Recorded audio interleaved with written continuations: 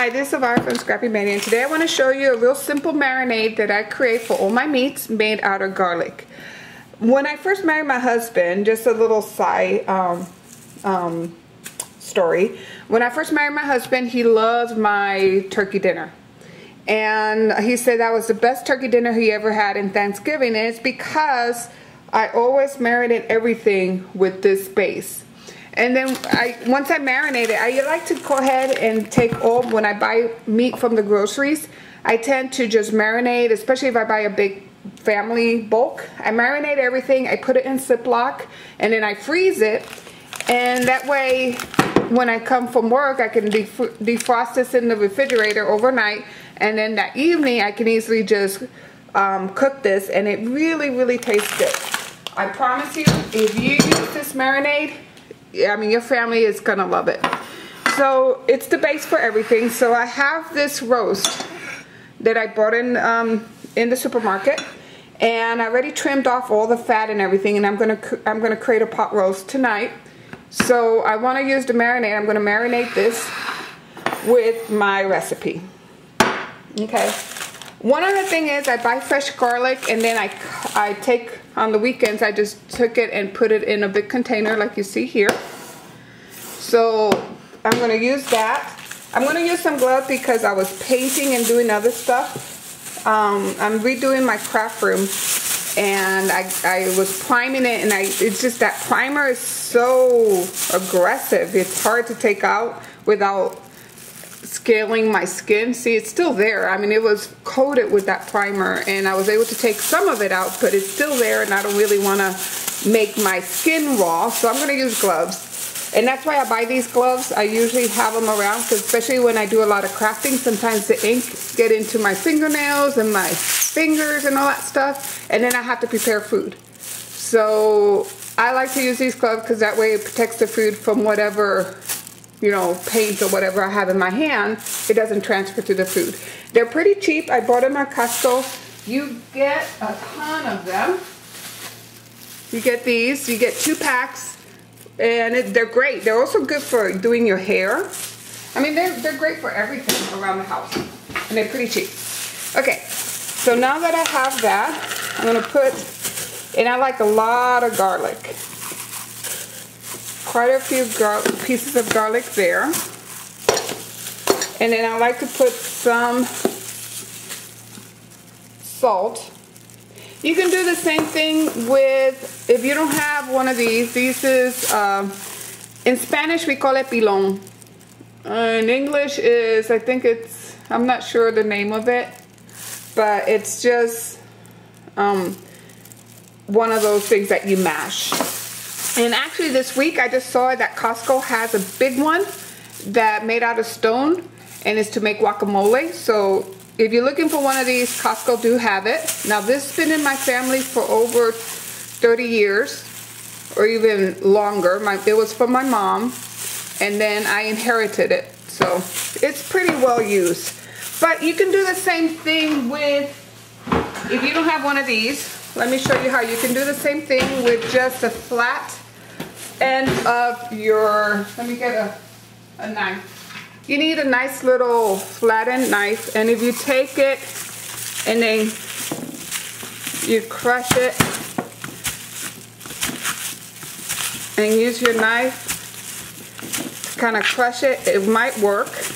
I saw it in the cooking show. They just put it and use their knife to crush it. But I'm used to using this. I've used it for years since I was growing up.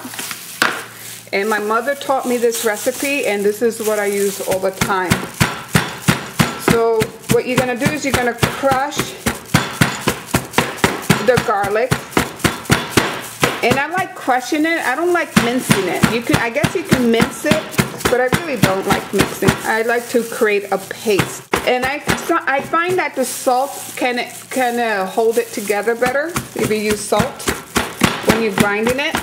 And like for this piece of meat, I will use like 10 to 12 clovers. I don't know, I like a lot of garlic in my stuff. Okay, that looks about good there. So let me show you what I have. See, it looks like a nice little paste. So now I'm gonna grab a measuring cup and just put that there.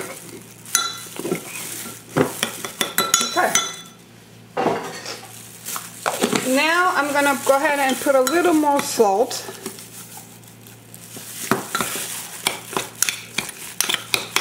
And just blend it in. Maybe a little more.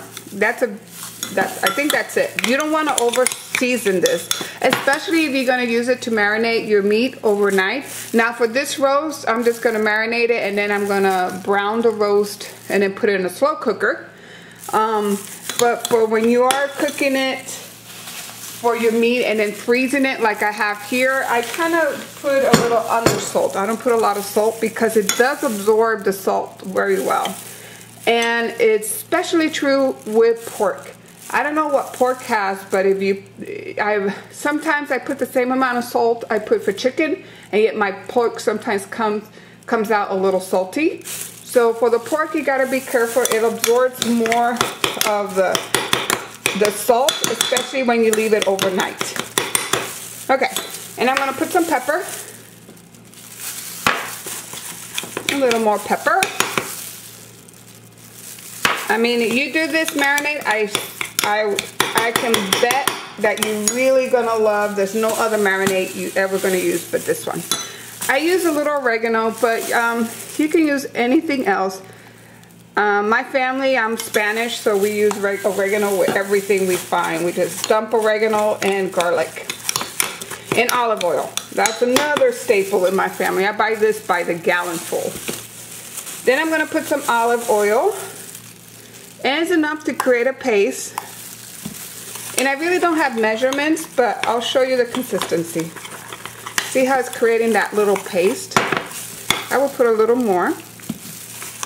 Extra virgin olive oil is what I use. It's what I like to use. And then I'll put in some vinegar. Nice little squirt.